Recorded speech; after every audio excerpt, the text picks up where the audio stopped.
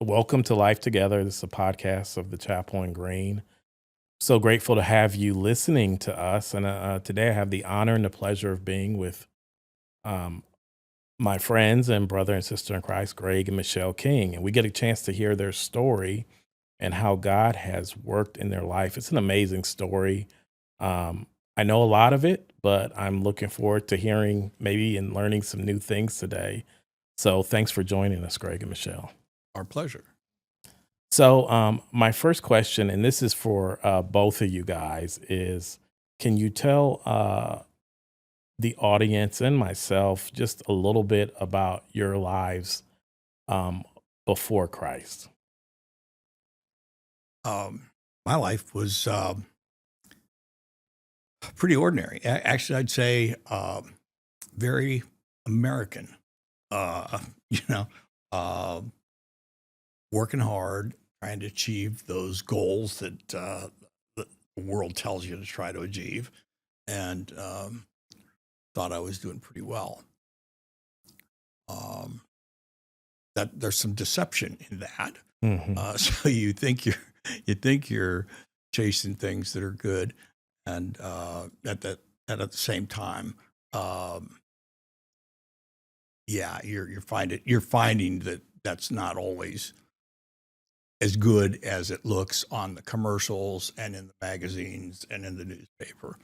Yeah. The story that the all American story that you just work hard and make more and accomplish more will bring you happiness and peace and all those things um, is uh, is deceptive, and that's not going to be popular with people that hear this, but but it's the truth. Hmm. And Michelle, well, where did you guys meet? Because you guys, how long have you been married? Because you got, and I think then you guys, Okay. aren't you guys high school sweethearts? I don't. We are. Okay, yeah. we met in high school. Greg was on the diving team. I was on the swim team. I was 15 when we met. I was 19 when we married. Married for 44 years.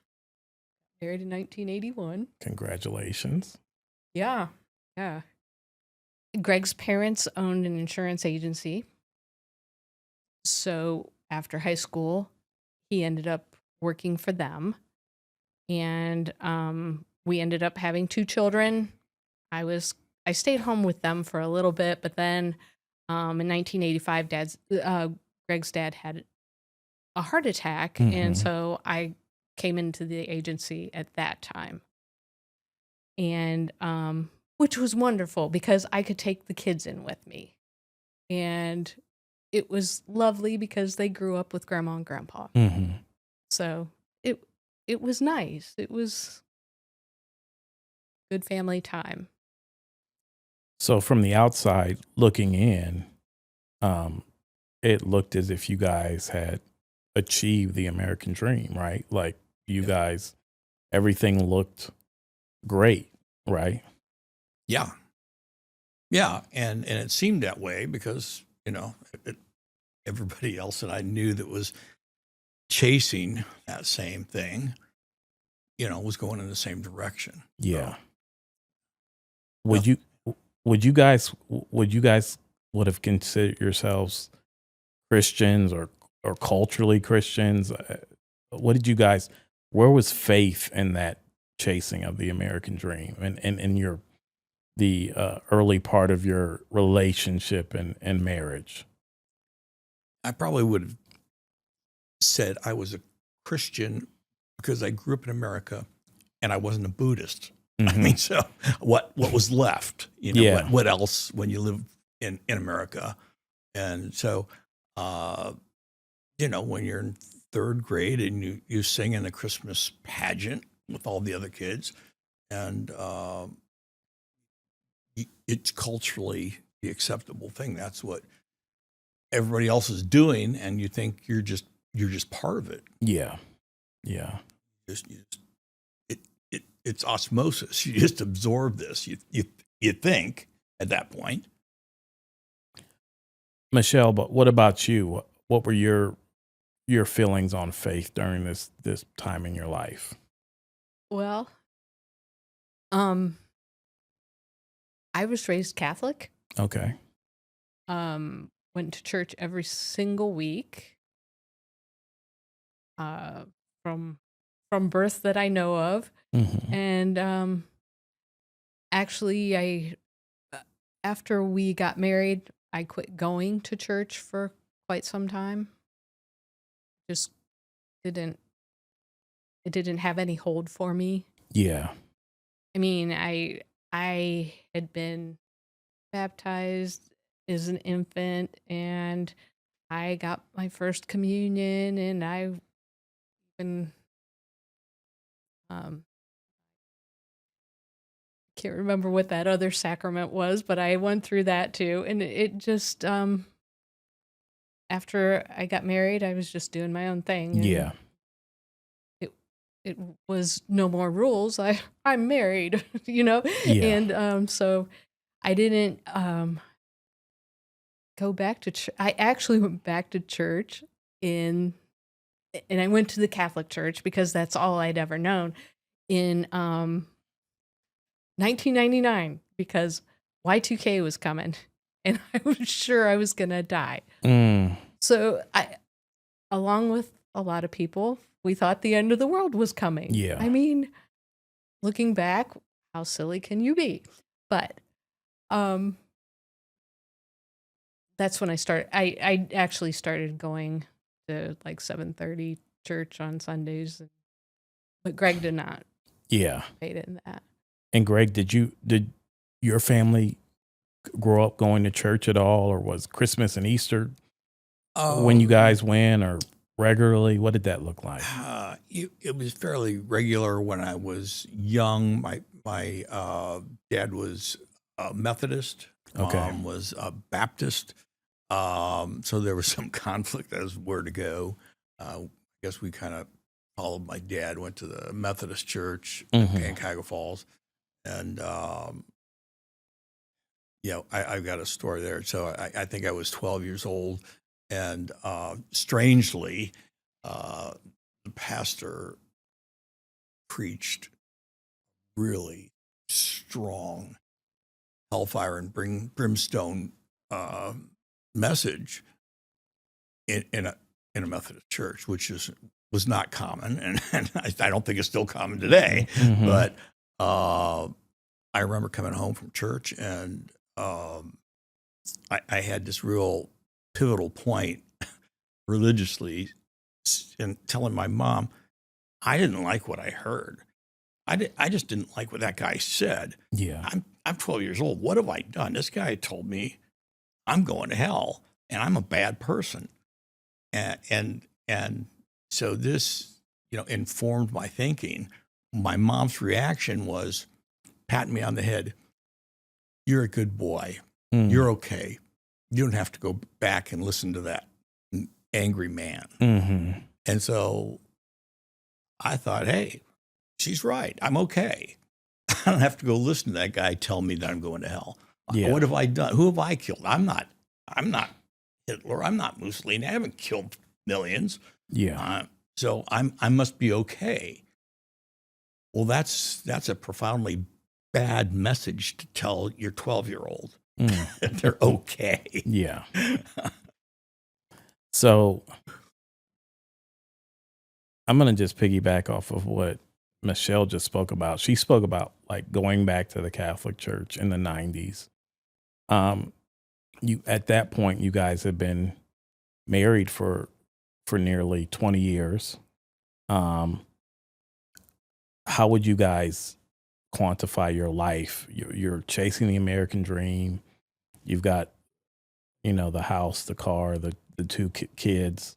You've got everything that looks maybe perfect to the outside world, but obviously there was some fear and anxiety that you were dealing with, Michelle. But like, what were things like? Not to get too deep, but like in your household, in your family, things look good to the outside, but you're not in relationship with the Lord. You're not following after the Lord. how would you guys describe that time period of your marriage? I'd say we were a very efficient partnership. We got the kids to the Cub Scouts, to the Boy Scouts, to the swim team lesson. We got everybody where they needed to be, back and forth. Everybody got it fed. Everybody got to bed. Everybody got Mhm. up on time, and we were meeting all those requirements. Yeah. Okay. Yeah, we were very good, very, very good partnership in time management. Yes. And so you guys you're going through this part of life efficiently. Michelle, you're dealing with some anxiety. You're like, I need to somehow Yeah, reconnect but with the Lord. Greg, you're not feeling any of this. You're feeling like, hey, I'm fine, right? Am I Yeah, I'm just trying to keep up, yeah. because I'm working hard, and Yeah. yeah. And let the listeners or viewers know, like, where did that lead you guys to? Like, because I know some of your story, but where did that lead you to? That chasing of the American dream. That, hey, we're efficient. We've got the kids and all the right things. Um, I, I've got, I don't know, I've got X amount of dollars in my bank account. I'm running the family business, or we're running the family business. Um, However, there was something missing, right? And There, that led to some serious issues. Can you guys expound upon that? well, there was a lot missing, because Jesus was missing from that equation, Yeah. and actually he wasn't. The funny thing is, we didn't know Jesus, and actually having to come to faith in our 50s, and we can look back at Yeah. those years when we didn't know him, and Mhm. we thought we were running the show, Mm. and we were selfish and foolish and making tons of mistakes, and we look back at it, and we see God's hand caring for us and watching us, Yeah. even in our foolish, self-destructive, wicked ways. Hmm. We can see His hand in that, protecting us from ourselves, Yeah.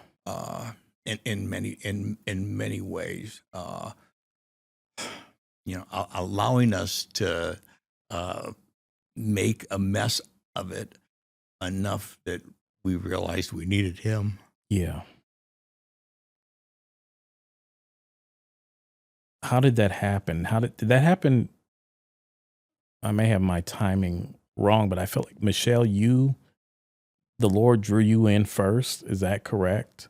Were- Or oh what? no, not really, Kelly. I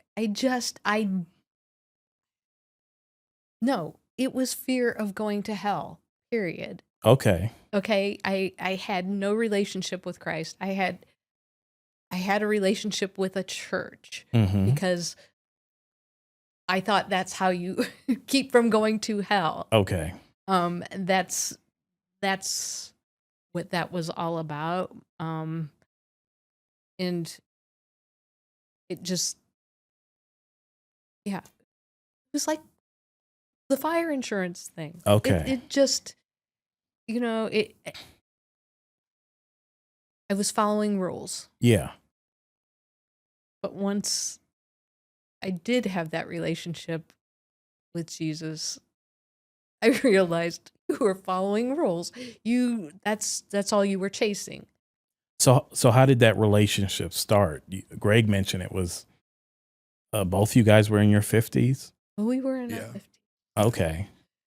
So t- Yep. so tell so tell us about how you guys so you guys are two people, you have this unhealthy relationship with the Catholic Church. You don't have any relationship with the church. I don't know if there's people in your lives that are believers that are praying for you, or family members, but tell us a little bit about how two folks that um, seem to have it all from the outside, but we know that you don't, right?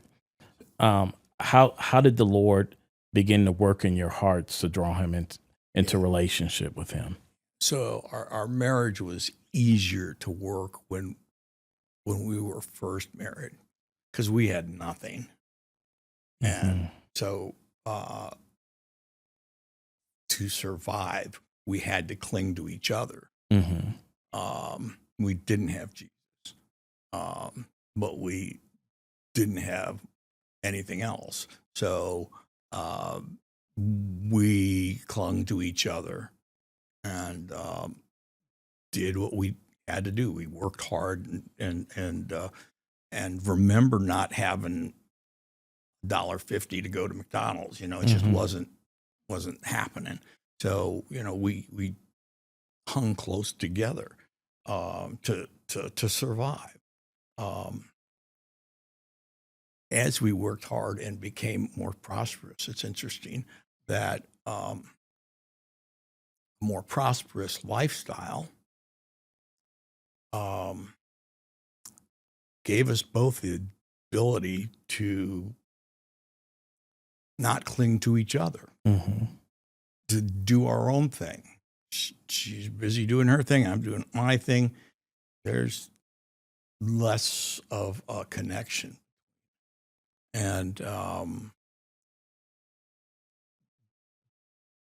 bad habits arise, Mhm. So, yeah, both of us developed bad habits that were not in the marriage's best interest or in our spouse's best interest. Mhm. So, yeah, and by that time, and that's a hard thing because as we are separate, searching our own whatever, not caring for each other well, um, it becomes more and more destructive for the marriage, destructive for ourselves, Yeah. destructive for the family.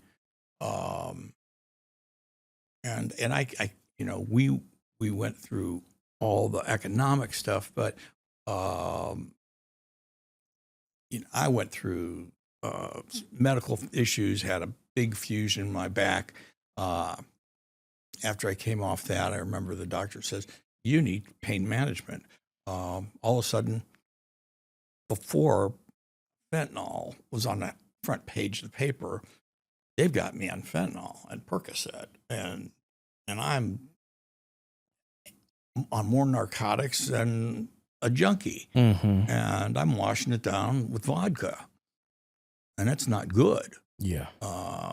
It's a mess, and so marriage is not going well when you've got a guy that's heavily on narcotics and alcohol. Mhm.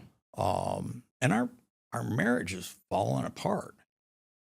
Um, it just was because you have two selfish, self-centered people doing what two selfish, self-centered people are all about, just Yeah. themselves.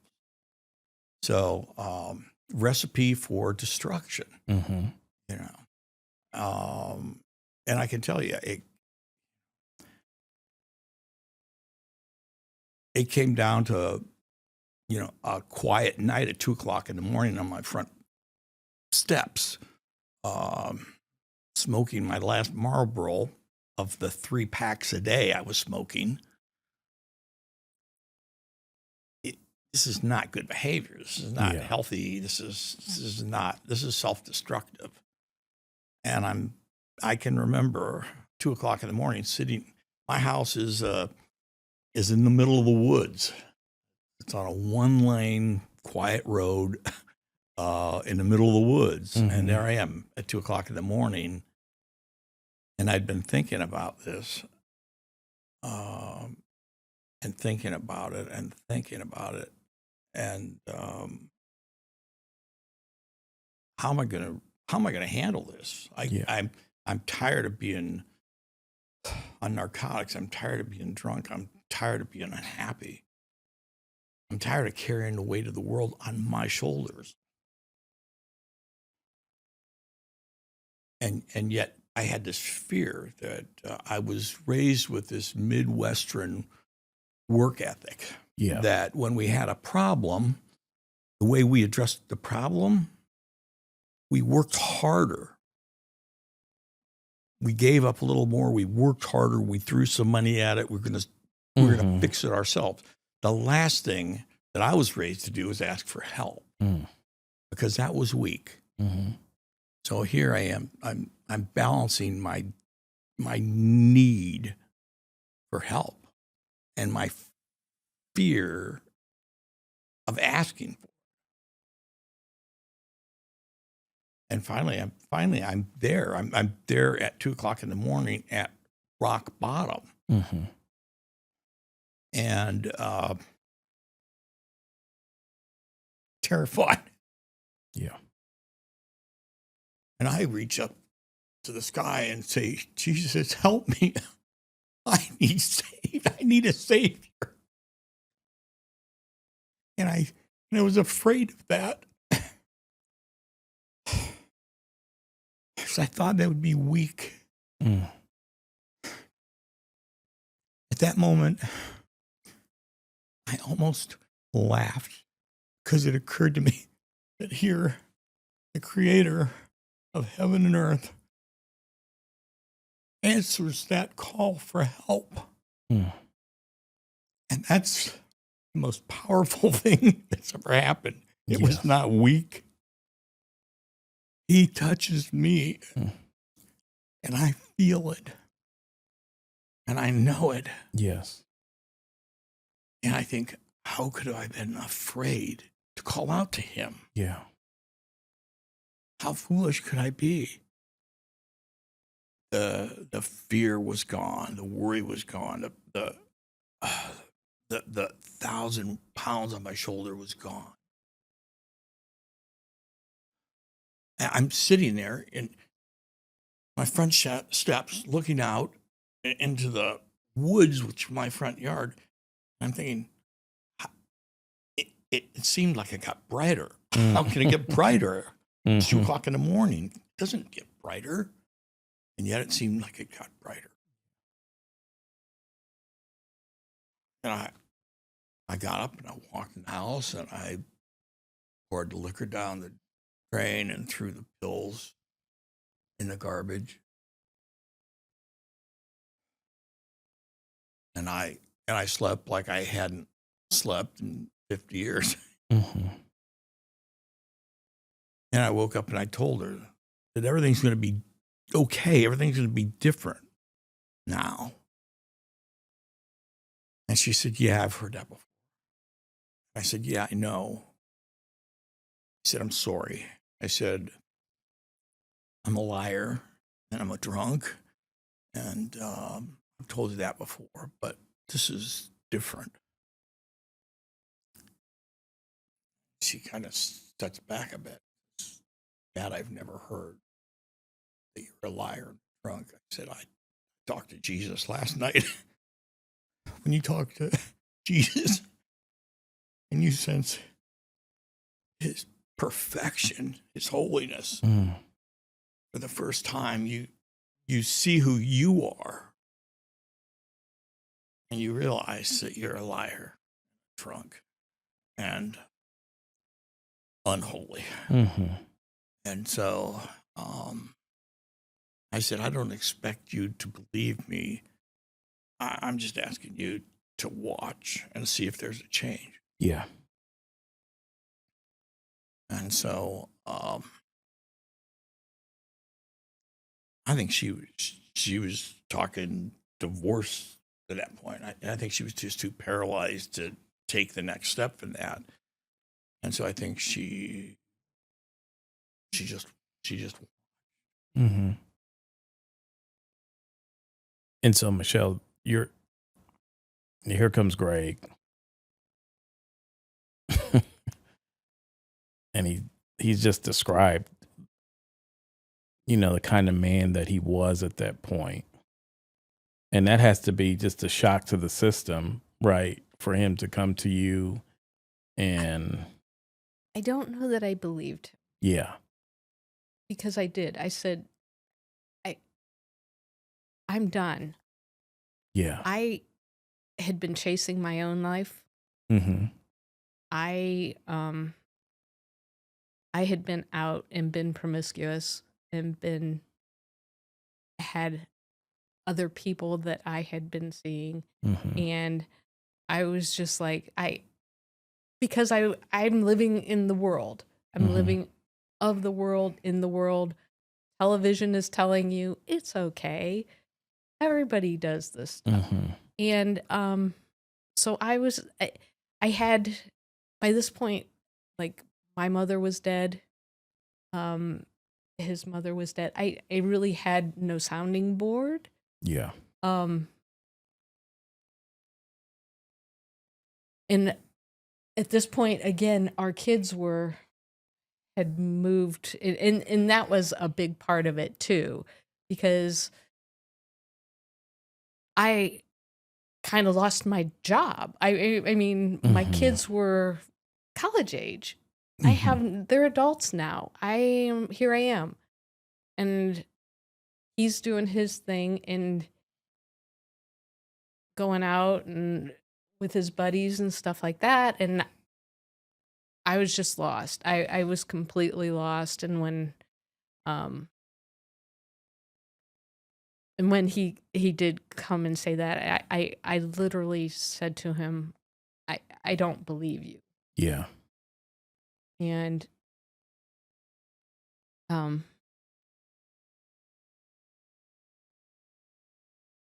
I made a lot of mistakes that I wanted to hurt him, and Mm-hmm. I did hurt him deeply.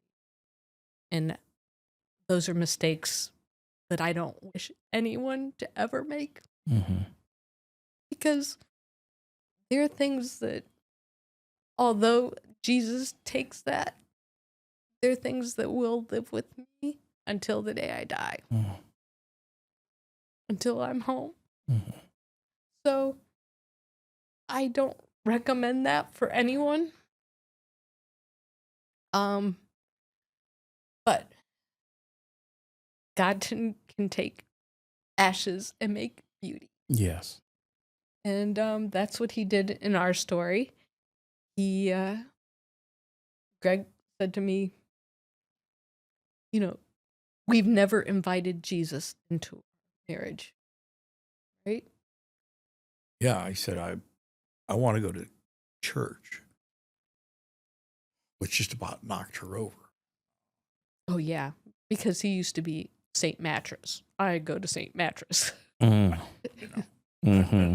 so her question was, "Why do you want to go to church?"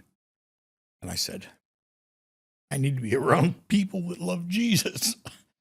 And again, I can't believe I stopped and thought, "Did I just say that?" Yeah. I couldn't believe I said that.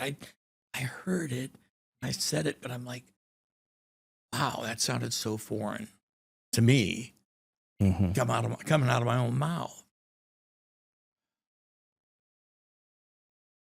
But that's what I knew. Yeah.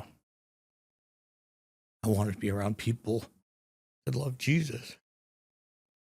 So when you said that, did you visit here first, or was another church that you guys went to, or No, she said, let's go to my Catholic church, which I had always fought. And mm-hmm. I said, okay, Mm-hmm. let's go. So we went. And how long did that last? Well, we went the first time, and after that, she said, what did you think? Mm-hmm. I said, I felt like a complete outsider. Yeah. I said, you grew up in this. You know when to stand up, when to sit down, what to do, what to say. Yeah. I said, they don't hand you instructions when you walk into a Catholic church. Mm-hmm. You're supposed to know. I don't know anything. Yeah. I'm just completely out of my element Mm-hmm. and uncomfortable. Do not feel welcome. Do not feel invited. And again, don't know what I'm doing. Yeah. And the only thing they're talking about is how much money they made on the bingo on Saturday night. And we get done, and I said, I just feel like I went to an IRS audit. Mm. It was the most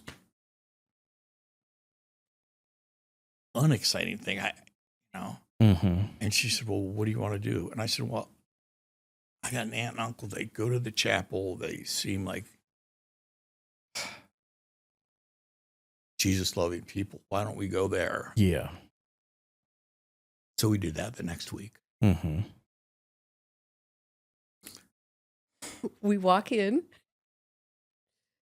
And this is, heads down, yeah. Avoiding eye contact. avoiding eye contact, and people are saying, "Good morning, hello, good morning," Mm-hmm. and smiling, and we're like, "Oh my, Mm-hmm. what have we done?" And I tell them, "Oh, this is my big joke." I tell them, "We've got to sit in the back row. It's the sinner's bench." Mm. Not knowing that every single one of them is the sinner's bench, right? Are Yeah. we not all sinners? But anyway, so that's what we did. We sat in the back row. Sat in the back row. And actually, at that point, Mike Costelli was preaching. He was not the official Green pastor. They were still cycling around, but it was a few weeks before he announced that he would be. Mm-hmm. And so, yeah, we sat in that back row and cried. We sat there and cried. Said, "This is home. Yeah. This is where we need to be." We got up and left, and she said, what went on in there? Mm-hmm. I said, yeah, this is what we needed to hear. Yeah. And she said, who's that pastor? I said, I don't know who that guy is, but I know he knows the same Jesus I know. Mm-hmm. And so here you are. However, how many years later are we now? To put you on the 13. spot. 13 years later. But knowing your story, or some of your story, tell us about how, so you got here. Tell us about how you got plugged in and what ways you guys got plugged in and even how you begin serving. You know, I don't know, we've been coming for 5 or 6 weeks. And I had the disturbing feeling that I was a consumer. Mm. I didn't like that feeling. I felt like I was coming in, I was consuming the sermon, Yeah. and I was leaving. And that can't be how it's supposed to be. Yeah. It can't be. So we started looking around at how can we get Through membership first. membership, Mhm. and then I think And at that point, we ended up serving in the cafe cafe. Yeah. for a little while. And I think Daryl grabbed us. Yeah. Daryl Hall grabbed us and wanted us led us towards guest relation. Yeah. So Yeah. that's so how we got started here in the church. Mm-hmm. And then there was outreach. Yeah. there's mission, there was outreach, and so yeah, there were things that we started.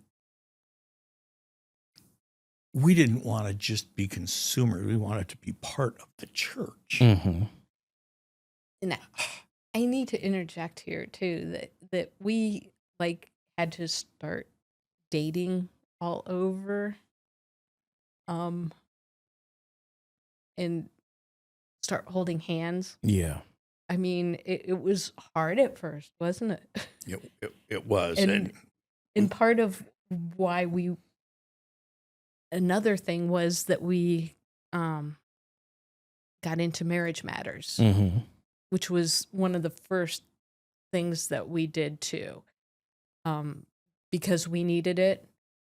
And we came the first night and we broke into small groups And there we were with a bunch of 20-year-olds.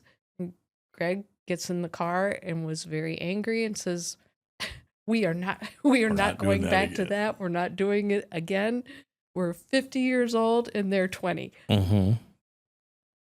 So the Lord weighed on that and weighed in on that and said, hey, maybe you have something to teach them. Mm-hmm. So Yeah. we got involved in marriage matters too. So you guys, you were in a cafe, you're doing guest relations, you're doing outreach, you're doing marriage matters, and God is growing you guys, right? He's drawing him, or I should say, he's drawing you guys to him, and then he's healing your marriage and drawing you guys closer together. And of course, I got a chance to meet you guys initially through outreach, and in fact, Greg, you were in my interview. Yeah. When I got interviewed, you were Ridiculous. you were isn't it? there. You were there as a part of the interview, and because of what you guys did in outreach, I got a chance to become pretty close with you guys very quickly. But just talk a little bit about what you guys. I find this just fascinating, in terms of how God calls people into areas that maybe they, certainly before Christ, they never thought they would be in. But tell us a little bit about what you guys did in outreach, who you discipled, and I just think of some of the fruit that's been born out of that, your obedience to serve in outreach. But tell the folks a little bit about that. Well, we during the summer we were having a weekly meal at Briarwood, Mhm. low income housing, and so we were involved with that on a weekly basis. But during the school year, Rachel Klatt was running a after school program for the young kids Mhm. once a week, and we were involved in that too. So we got to meet a lot of these kids when they were real young. Mhm.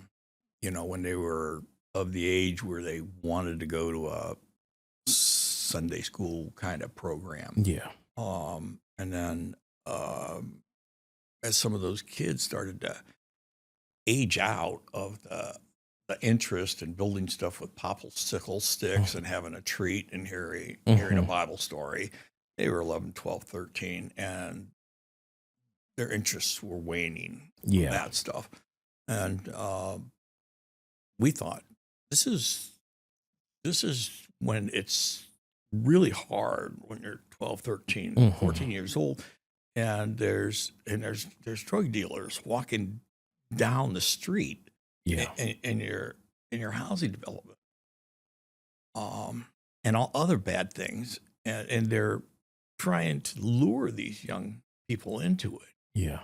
They can't. They need we need to stay involved in it. So I know Brad Lingenhole and I reached out. We started meeting with the teen boys weekly, and then interestingly, the teen girls said, "Hey, that's not fair."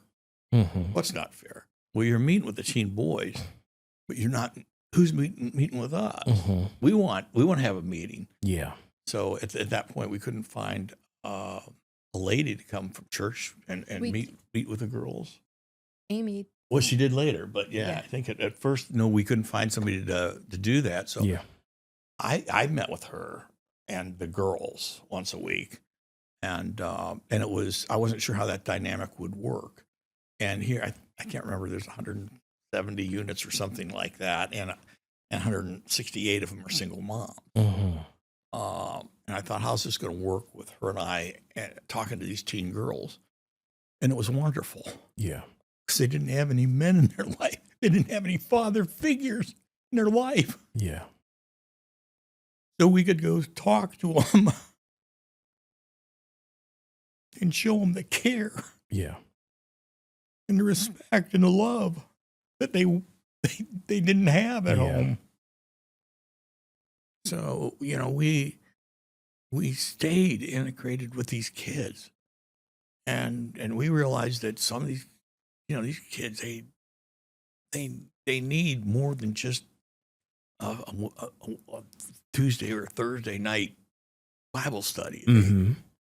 Um, we started picking up 7 o'clock Saturday morning, taking them out to breakfast, and they'd spend the day with us. Yeah.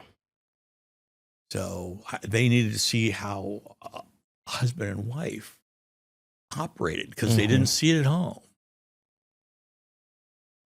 And I remember one young gal, I don't know, maybe she's 10, 11 years old. She said, she took us aside one day, at the Bible study. She goes, "I don't understand you two." I said, What do you mean?" She goes, "You two are together." Yeah. She goes, "But you got the same last name." I said, "Yeah." She goes, "I don't know how that works, because if you got the same last name, the only people with the same last names are brothers and sisters." Mm. Whole concept of marriage, she had none. Hmm. I said, "Well, we're married. See the rings? We're married." She had a different name, and now she's got my last name. She just sat there and scratched her head as if I was speaking Martian to her, Hmm. thinking, how could she miss that from television? Yeah. It was heartbreaking. But we still spend time with these kids. Yes. And that started 13 years ago. And we've seen several of these kids, many of these kids come to know the Lord. We've seen kids, Baptized. they're baptized as adults, get married, Yes. serve in their churches, own homes. I mean, like different, not just spiritual chains, but kind of generational chains broken through you guys, not only willing to serve at kind of church or sanctioned events, but then being like, we're going to pour into these children and these kids on Saturdays. We're going to take them out. We're going to show them what it means to love the Lord, to love one another. And it's so cool to see just the Lord use you guys in that way, especially knowing what the Lord brought you out of, um, what it's really what God does with all of us, right? He takes us and he changes us and he molds us into who he wants for us to be for his glory. Yeah. Amen. So you guys are serving, you guys are, you're attending, you're teaching, you're discipling, and we're going to just take a turn here into the events in, was it January or February of 2019? January. January of 2019. And Greg, this is we prayed beforehand before we even started. It's a miracle that we're sitting here having this conversation, because you were in a horrific car accident, and so we don't want this to be a two-parter. We're gonna try to because that literally is a whole podcast in and of itself. The car accident, your miraculous, the nurse who turns around and gets there to you first, but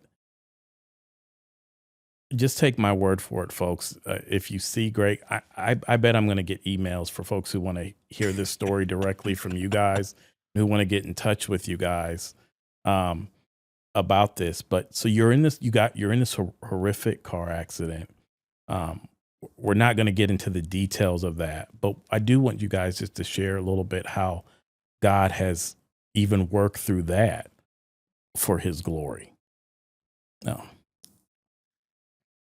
Yeah. 60-mile-an-hour head-on collision is pretty gruesome. Yeah. Um, and so I don't remember it. Hmm. I don't remember anything for 2 months. And 2 months later, I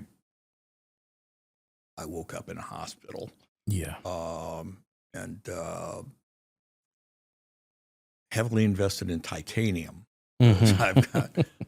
I've got a lot of titanium to put me back together. I was a lot like Humpty Dumpty, Yeah. um, and she had to suffer a lot of that because I'm in the OR every day, and they're asking her to sign a release Hmm. because they think they're going to take off my right leg. And then they didn't. And then they said they'd take off my left arm. And I mean, they just every day they hit her with some horrific release she had to sign because they Yeah. probably were going to take another piece of me off. Yeah. And so I was oblivious to all that. You know? But again, yeah, I wake up and um, yeah, a lot of titanium and Hmm. different life. So I can tell you, I was a guy that was. I wasn't running the same life I ran before I knew Jesus, but I was running at the same speed. Yeah. And the interesting thing was that now I knew Jesus, and I was putting that effort towards good stuff. Yeah. So I'm running hard and I'm running fast, and I'm thinking I gotta get this stuff done for Jesus. And when you wake up and you don't get out of bed for 5 months, and you do Hmm. in a wheelchair, and it takes a while to get into a walker and eventually learn how to walk with a cane. Um, I don't run anymore. I can't run. Hmm. I've got two speeds. I've got slow and I got stop. And that's all I got. Hmm. And so I've had time to think about that. And I remember laying in bed for 5 months thinking, I wonder, I know he did something here for my good. I wonder if I'll ever know why, Yeah. never what it is. But um, I realized I I think I had something wrong in my theology because I was running fast and working hard and thinking I got to get this accomplished for Jesus. While I'm laying there in that bed, healing, thinking it's good to want to do things for Jesus, Hmm. but don't ever think he needs you to do it because he can Hmm. do everything. you know, Yeah. don't ever inflate your ego and think he needs me to do this Yeah. because he can accomplish everything. He's being kind to you, allowing you to do these things for him. Hmm. Michelle, you just tell us a little bit about that time for you. I remember um, visiting you guys up at University Hospital in Cleveland, and um, I remember the rehab center and the nurse. I remember all of that. But could you just um, just share just how the Lord sustained you during that time period? Oh, so many ways. So many ways. Um, one of the physicians um, was a Christian, Hmm. and this was like day two, maybe day three, when we still. I mean, they had even come out and told me his heart stopped for a whole minute. Yeah. I, we just don't know, and he was just such a kind and compassionate man, and he said, God knows. He said, we will do everything we know how to do, Hmm. but this do you understand God's will? I said, yes, I understand God's will. It will be done.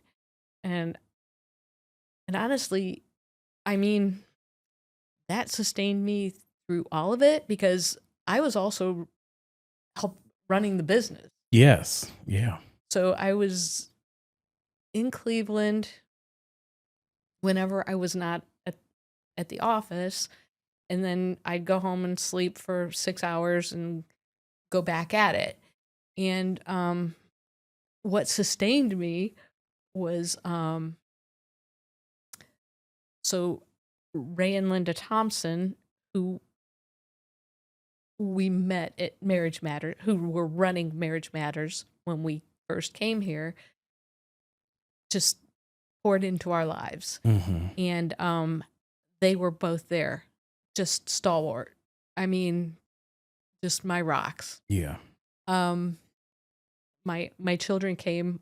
The beautiful thing was my daughter got to see Ray and Linda interact, and she says, "When I get married, Mom, I want to be like them." Mm-hmm. And so it was just a very sweet time, and um, God would just give me opportunities. I actually sat there and thought, "There's some reason I'm here, Yeah. waiting in this waiting room for his operation." I'd be up there for operation. Mm-hmm. And I'd be, because he was in trauma ICU for 2 weeks. So there were plenty of operations in there. And I would look around and I actually sought out people to see if I could sit with them and try and encourage them. Yeah. At the same time, like I said, Ray and Linda had been up there. I had spoken with Pastor Mike. He actually had come up. And at the time, Carmen Beasley was leading women's ministry here. And she was texting me scripture. Mm-hmm. And I honestly, I would go into the restroom and just sit there and read all that she texted through. And it just lifted my soul. I mean, Yeah. it just protected me and lifted me.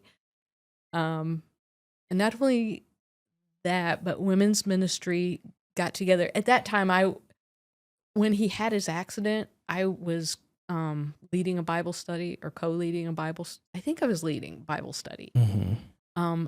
The women's ministry got together. They, because Linda had access to my house, they collected just tons and tons and tons of granola bars, fruit bars, protein things, all kinds of cheese and crackers, all kinds of little foods that I could eat and grab and go into the hospital. I came in one night and my whole kitchen table was covered. I just broke down and Yeah. cried. I mean, it was just this church. Everyone was praying. Mm-hmm. He's got, we still have 2 grocery bags full of cards Mm-hmm. from the people of this church. And there were people praying on different continents Yeah. that we knew of. I mean, it was a totally, we were just hemmed in all around by the Christian family. Yeah. So I am so thankful for that. Mm-hmm. Just lifted. So, as we wrap up,